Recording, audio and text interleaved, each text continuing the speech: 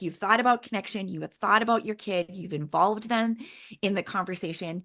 And you are like, this is just a hard pass for me. This is just going to be a no. Yeah. I can handle your reaction. They need you to be able to handle it. You have to be the thing that's strong because they are not.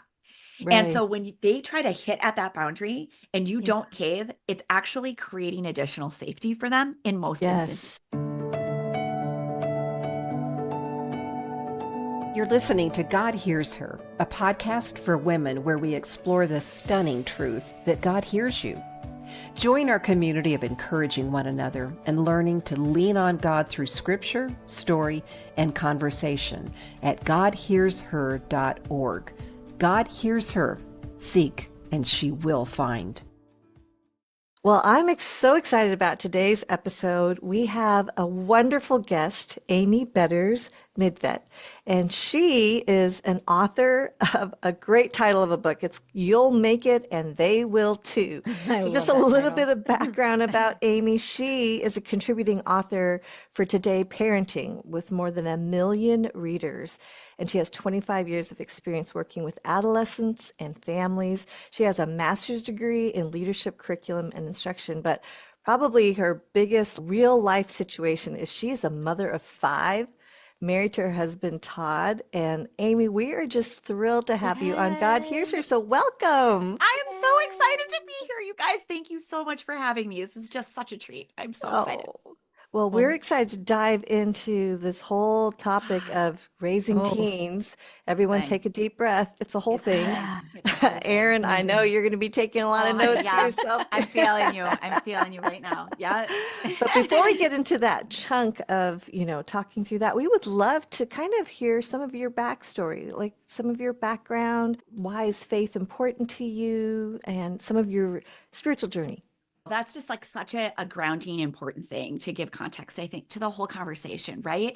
So I actually was brought up Catholic, like Catholic schoolgirl, like the retreat leader of all time when I was growing up. Like that was it, right? Like, can you give me a retreat and a talk? Really, faith has been just at the center of all the things for me, and raising kids was no difference. Like it was so important for me to instill this faith in my kids from very, very little on.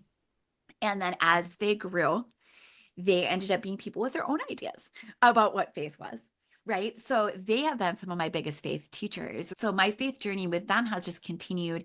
And I feel like it has blossomed and been taken apart and put back together in all these brand new ways that actually have made my faith stronger, as well as the only thing to lean on in some of the hardest moments parenting teens has been Jesus. It's been like I will tell you, raising teens has brought me to my knees. And really those moments where I am outside these doors, they do not want to let me in, knowing that Jesus is on the other side.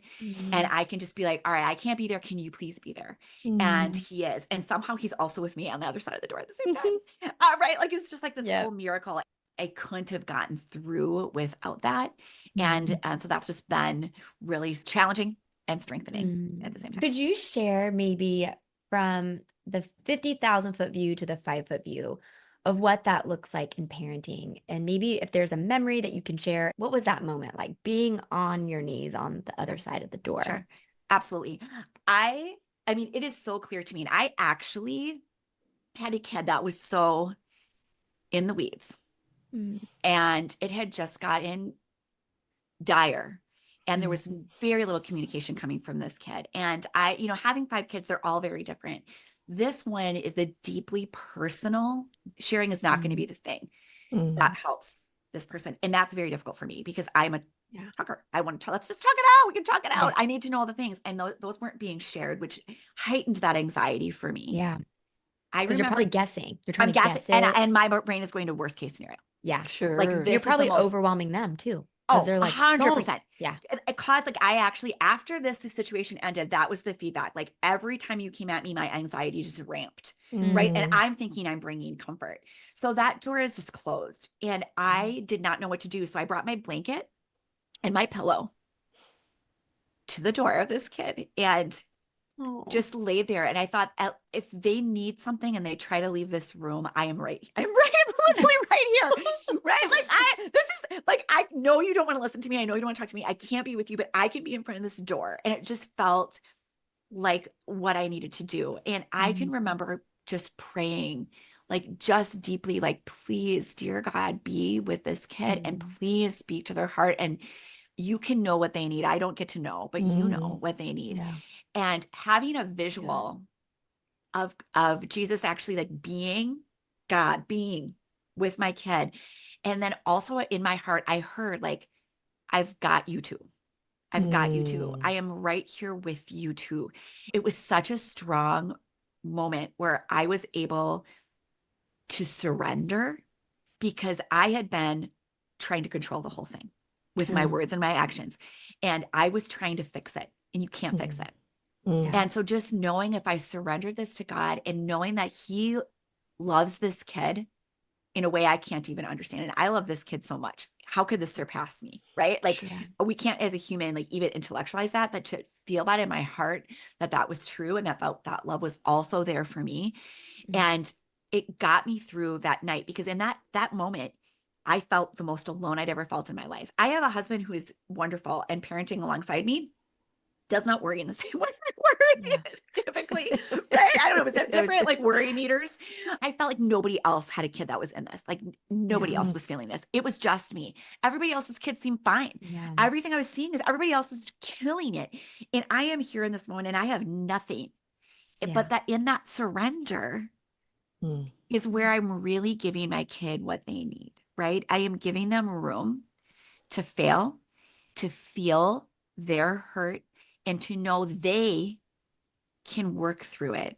And hopefully I've laid some prayer foundation where they can feel that as well. And I know I've had kids come back to me and tell me that they felt those prayers or have prayed on the other side, even when they're bucking it. So it is just those deep moments of, good Lord, this has only got to be me. And it's not. It's absolutely not. Okay, so tell us, you have 5 kids. What are their ages currently? Currently, they are 13, 17, 19, 21, and 23. And as a bonus, this year, they're all living at home. Oh, so you Plot twist.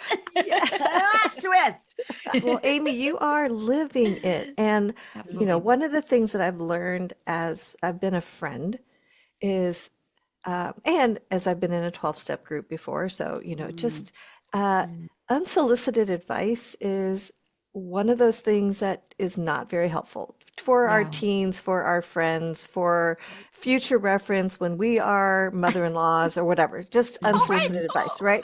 So, but we're here talking about teens, and Eryn and I are soliciting advice.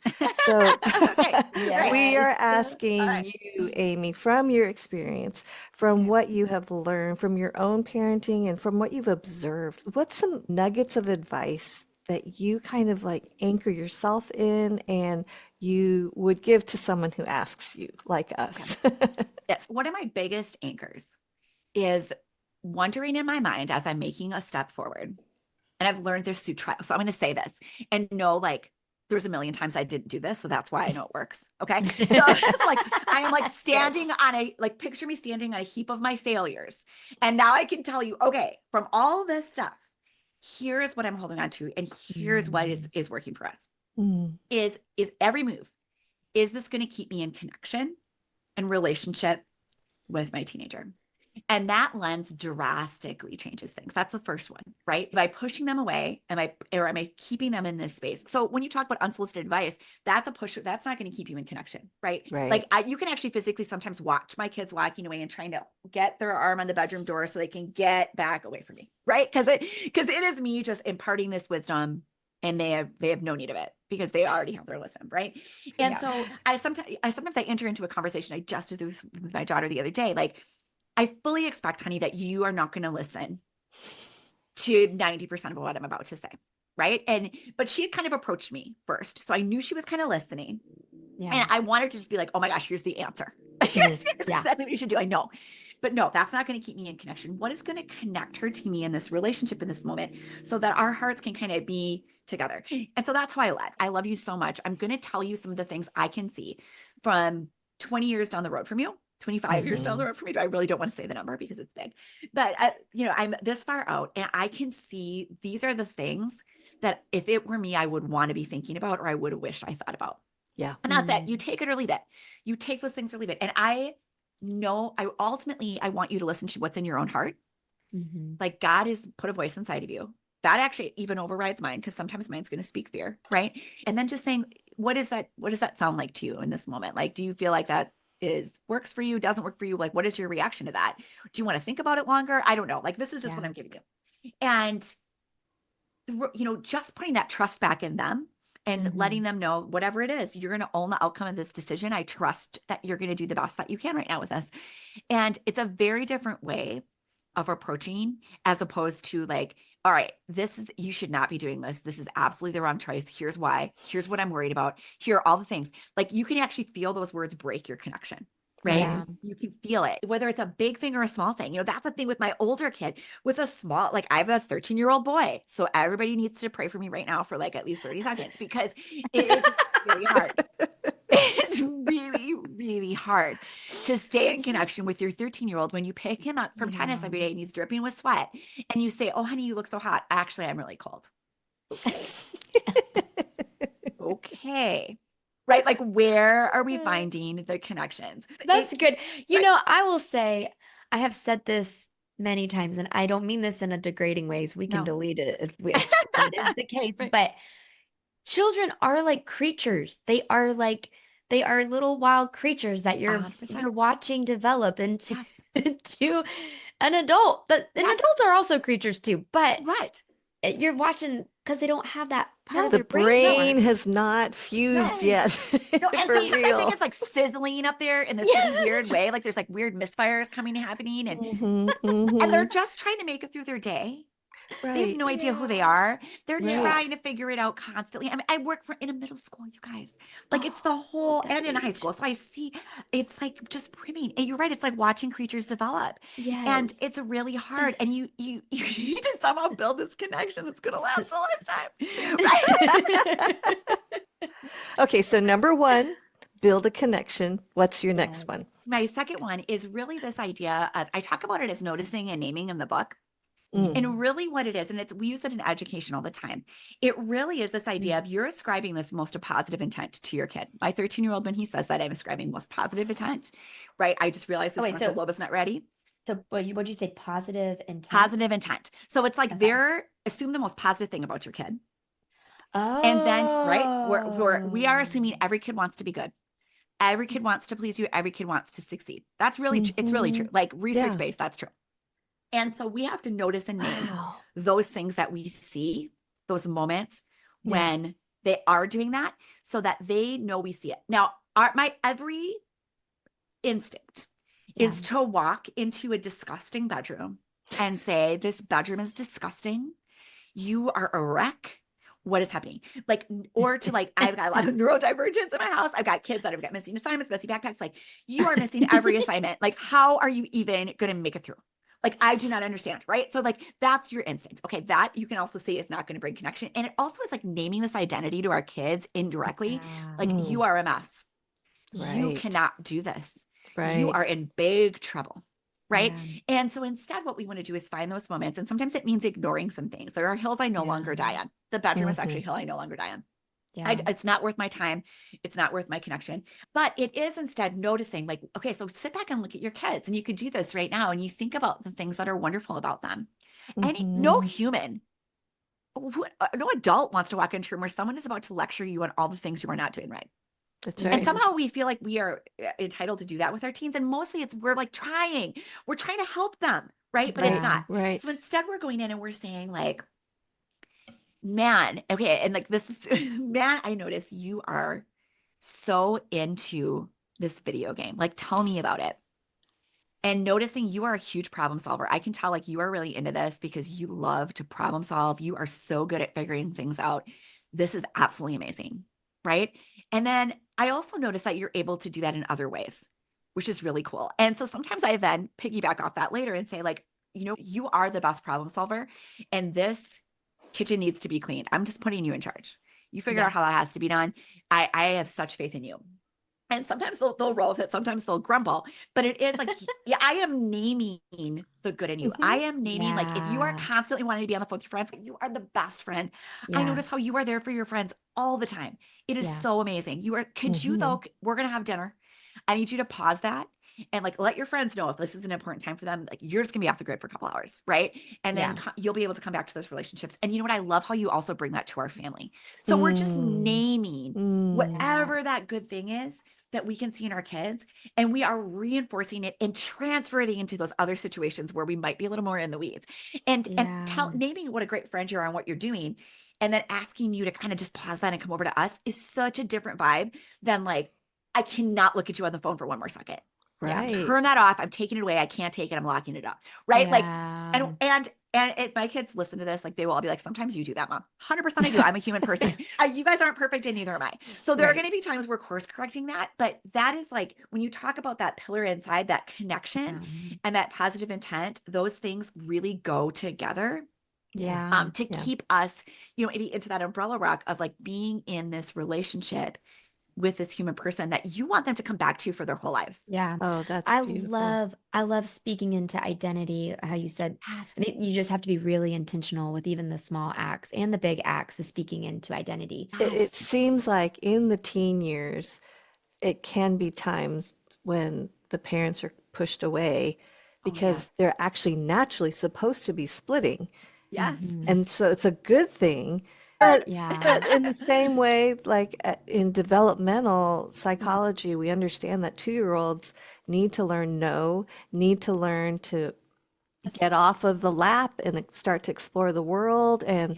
And the teen years is really the individualization of the growing into an adult. So it's Yes. Mm. actually a wonderful process. We ultimately don't want them living in our basement all the We days of their life, as really much as we don't. love them. We want to teach independence to our Mhm. teens, but not give them total free range. Amen. And that's really Mm. hard because I went into this like as a rule following kid. I was like, well, let's lay down the rules.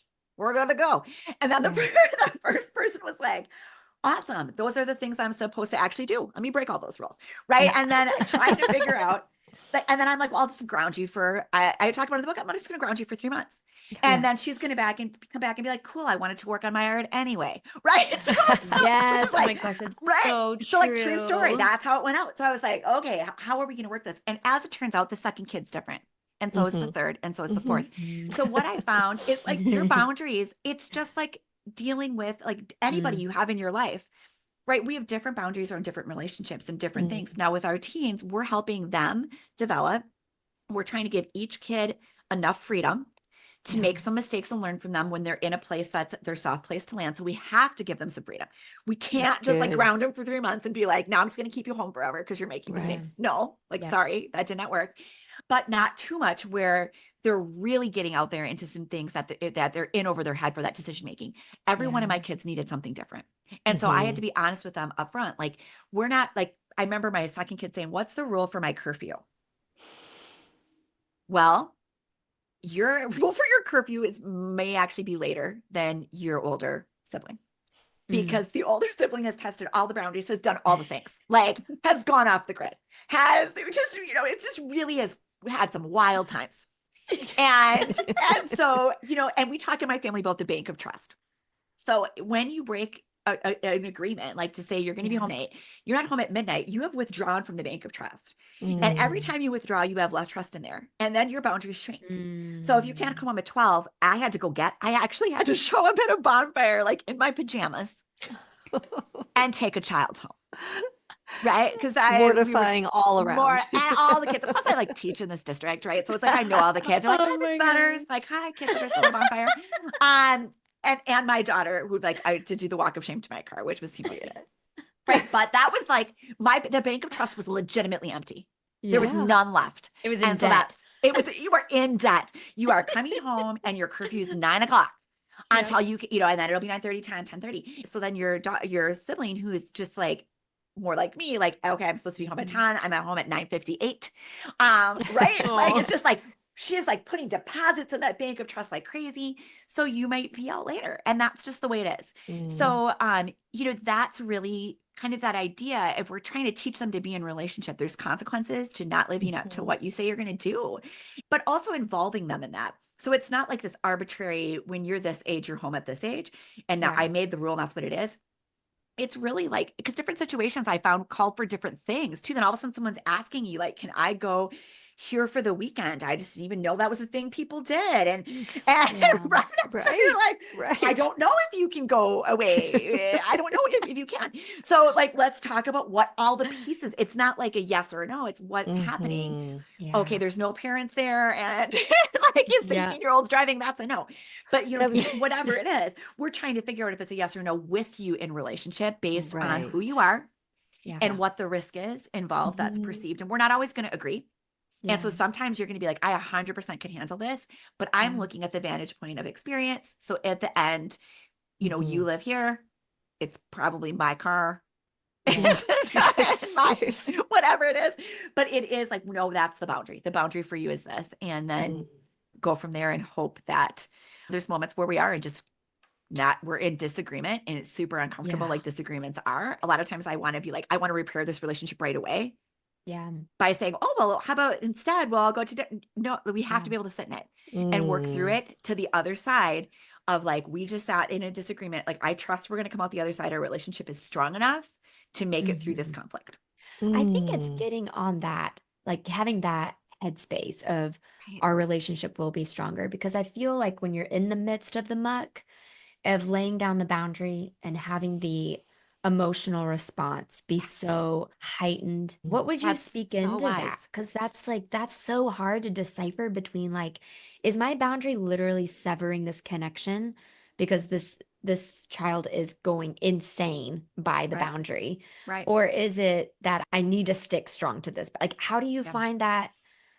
Right. How do you find that Some of groove? it's trial and error. I like, and Mhm. I will say I messed this up with Yeah. my first, what I call my first pancake in the book, my oldest, right? Right. The first Daughter, pancake. the first pancake, you're trying to like It's make trying this to, and it's just like, yes. you That's don't have It's quite true. just, any of it right. And then like yes. the second pancake's so much better because you're all adjusted. Hmm. And you don't So, put enough I, Pam or yeah, butter on to right. flip And it's Yeah. like it. sticking Is and it? it's Yeah. a whole thing. And then that second pancake, you're like, I got it. Right. Yep. And Yeah. so Yep. some of it is you just like to give yourself the grace to mess up. Hmm.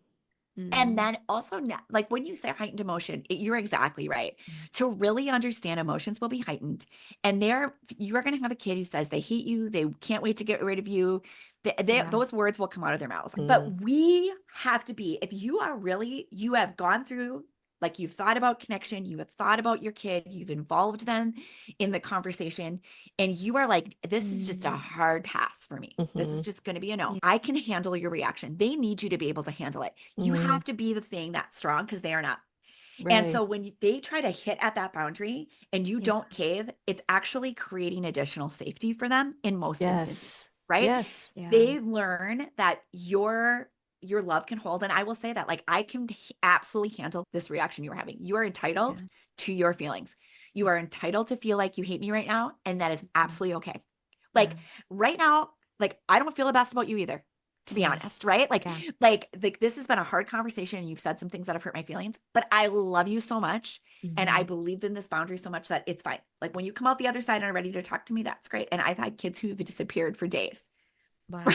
Like they That's don't want to talk for a long time. yeah. It stinks. It's terrible and I hate it, but it's my job I was about to to say, it's do honestly, that. I think somebody listening feels very freed to hear that Good. because being a parent to a teenager can be, it feels very lonely. So Hmm. Because lonely. you feel like it reflects the type of person that you are by how your child is responding. What you're talking about, Amy, is just the long game Yeah. because Yes. everything that you've described to me communicates life skills Yes. because this is about learning to work it out with your roommates. This is about Yes. working it out with your spouse one day. This Amen. is So true. modeling that there can be conflict and it's not all bad, that we can No. work it through. And it just That's a good word. sets the child with a lot more security, I think, Amen. to see it come out the other side and to know that connection is worthwhile, that 100% is. boundaries are a good thing. And now I Yes. know how to give a boundary as well. And that will, I think, in many ways protect, especially young women. But Yes. sometimes when women have never experienced boundaries or they Mhm. don't know that they can have a boundary, Right. that they can then be taken advantage of. This is where I realized that for me, my biggest mistakes were when I was so stretched out thin, my Yes. own dysregulation, where I Yes. am completely losing it. And had I maybe taken a nap in the middle of the day or something where I could just kind of like, Amen. you know, Amen. I definitely leaned on my girlfriends. And so I'm thankful Yes. that I had some women that I could, scream Amen. and cry with, Yes. not to Yeah. the kids. But I Correct. just wonder, with five, were there any helpful tips just Mm. for getting centered yourself Yeah. so that you weren't the crazy mom? Yes. That's 100% true. And I was a very like conflict averse person, extremely reactive, tended to be when I was dysregulated, it was like, that's it. I'm grabbing a garbage bag and throwing everything away. like, like and that was not serving me. And a lot of times that's what I needed. I needed some kind of grounding. So Mm. truly like finding the thing and the time, like I have become a person that gets in bed. I am up at 4:47 in the morning and I do a little meditation. Mm. That's when I listen to my Bible. That's when I do my yoga. And if I don't start the day, my family can actually tell. They'll be like, I Hmm. can tell you didn't do your yoga this morning, Mom. Yeah, 100%. You're right. I am off the wall. Thank you for reminding me. Right. So, and like, I need to take a hot minute because we've worked to identify that Yeah. and given them the freedom to say, like, Yep. take a breath. And that's a boundary they set too. Like, I don't like, I Yeah. can't get ready to talk about it either, Mom. You are correct. So finding that moment for me, that's Mm. what it is. I will tell you, like, I got myself a therapist when I was Hmm. parenting teens because I Hmm. needed help regulating myself. I could not do it. I didn't have Yeah. the right tools. So Yeah. working through that to get myself very regulated. And one of the tools she gave me was like, the worst time of my day is after school before dinner. Has been since they were Mm. little, still as teens. If I'm going Yes. to go off the rails, it's between 4 and 6. I will Yep. guarantee it. Yep. And she's like, well, then why are you engaging with your people in this manner between 4 and 6? Why is that like Mm. the hill you're dying on? Yeah. Don't do it. She's like, come home. My kids are old enough. They're teenagers. You don't need to watch them.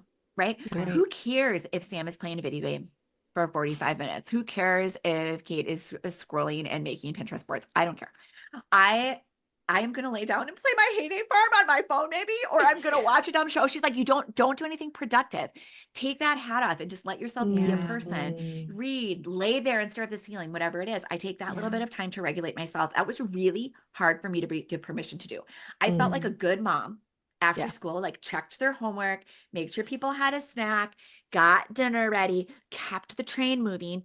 And that's not what a good mom has to do. A good mom needs to be like Yeah. regulated and healthy, right? So Mhm. they can Yes. Say actually that like Mhm. again. do any of those things. We deserve that.